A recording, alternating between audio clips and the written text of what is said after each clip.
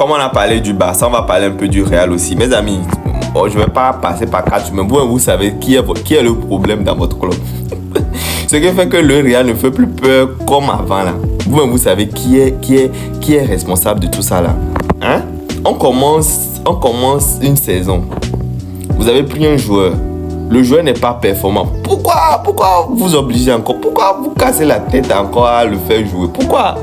Hein? On comprend que c'est un joueur de renommée mondiale. C'est un joueur de classe mondiale qui fait beaucoup dans l'image du club. Donc, vous avez tout intérêt à ce qu'il joue et qu'il soit performant. Mais mes amis, quand ça ne marche pas là, faut pas passer par quatre humains. Mettez-le sur le banc. Parce que lui, je vais parler de Mbappé, hein, parce que lui, il est titulaire au détriment de Rodrigo. Mais aujourd'hui, le rendement de Rodrigo sur le terrain et de Mbappé, il n'y a pas photo, hein, mes amis. Il n'y a pas photo. Il peut cirer les bancs. Il peut recommencer petit à petit, rentrer dans le collectif en jouant 10 minutes par là, 20 minutes par là. Mais comme ça, le mettre titulaire comme ça dans votre équipe, ça fait que l'équipe ronronne.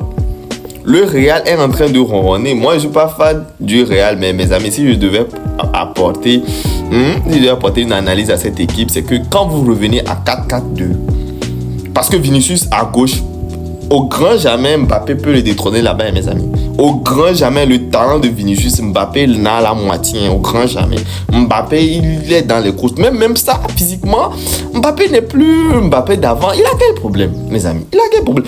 Parce que quand je revois les matchs de Mbappé avant, mes amis, Mbappé prend la balle, 2-3 défenseurs, il passe entre les deux. Vous vous rappelez du match entre le PSG et le Real Madrid où Mbappé a ouvert le score. Vous avez vu comment il a marqué le but. Vous avez vu comment il était imposant sur le terrain. Mais tout ça, il n'y a plus ça.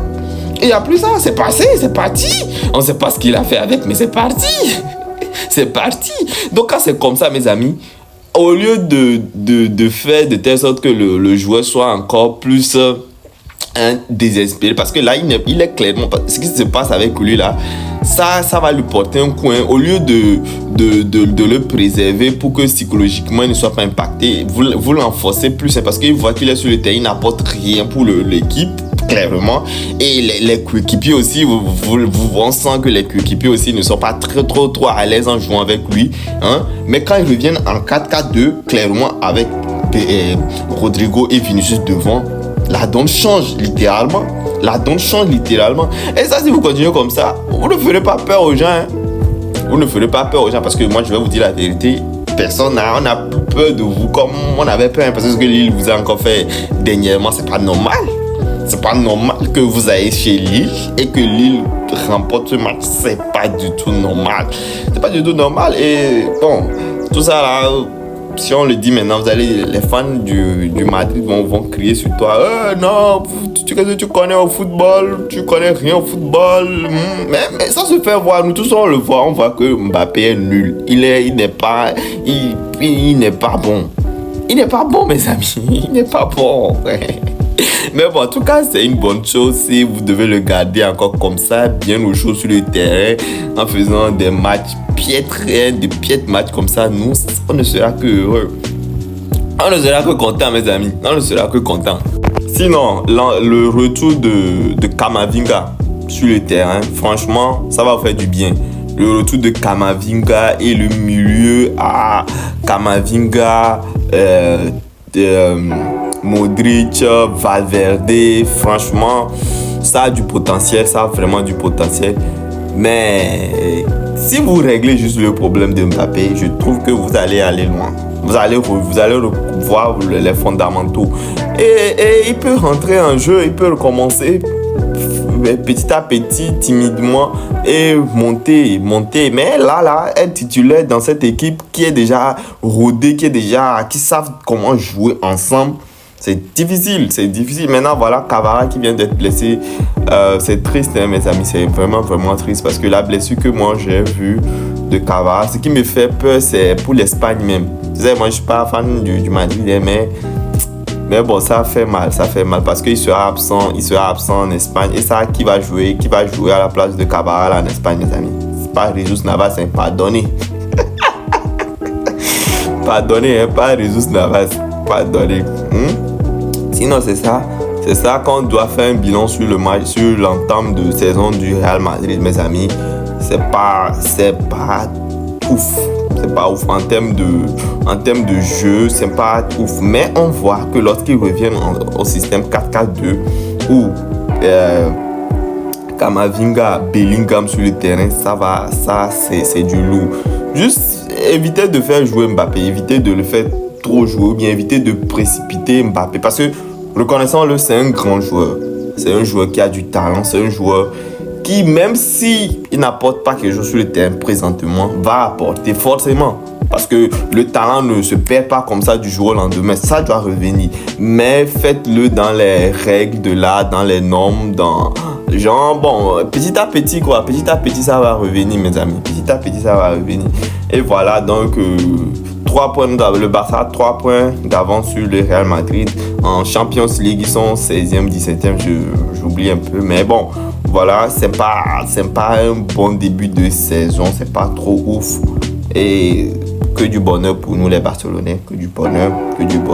D'autant plus que, et voilà, là où je veux en venir, il faut voir le vice qu'a le Real Madrid. Ils sont très forts, hein. Ils sont très très très forts.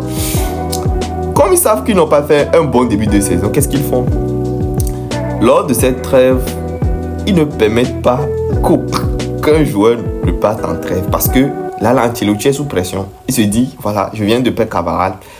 Forcément, Militao va jouer latéral droit. Donc, voilà, je ne veux pas qu'il parte au Brésil là-bas et aller se faire blesser, non. Donc, ils ont simulé une blessure pour Militao. Ça, c'est un. Vinicius, en fin de match, il n'a rien. Tous on sait très bien qu'il n'a rien. Il a commencé par se tenir les coudes quand il est blessé. Et puis, lui aussi sort. Voilà. Donc, lui aussi, il est blessé. Il ne partira pas. Paraît-il même que Lunin aussi ne sera pas convoqué parce que Lunin aussi, on dit qu'il a une gêne. Peut-être Rodrigo, bon, lui, comme Ancelotti n'a pas trop besoin de lui, il peut partir, il s'en fout. Mais pratiquement les autres là, ils ont essayé de sécuriser les joueurs clés du club. Ils ont essayé de sécuriser les joueurs clés du club parce que je pense que lorsqu'on reviendra de la trêve, le Real ne fera plus de la blague. Hein. Ça sera très compliqué. Ça sera très compliqué parce qu'ils ont à cœur de faire une seconde partie de saison très bon. Hein. Ils veulent se relancer et cela va passer par le match Barça-Real.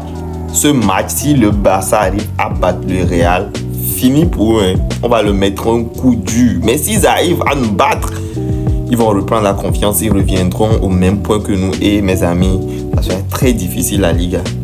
C'est vrai, il ne faut pas un bon début de saison, mais ils ne sont pas encore morts.